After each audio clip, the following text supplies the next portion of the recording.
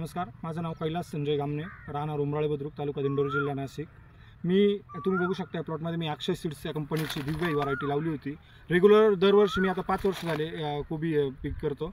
दरवर्षीप्रमाणे रोप मला भेटलं नाही ऑप्शनला, म्हणून मला दिव्या पंचकृष्ण हायटेक नर्सरीचे मयूर केदार यांनी त्यांनी सांगितलं की तुम्ही बिंदास लावा दिव्या ही व्हरायटी। त्यांनी रेफर केल्यामुळे मी दिव्या ही व्हरायटी लावली आणि दरवर्षीच्या नेहमीच्या रोपापेक्षा अतिशय चांगलं असं मला तिचं हे दिसलं।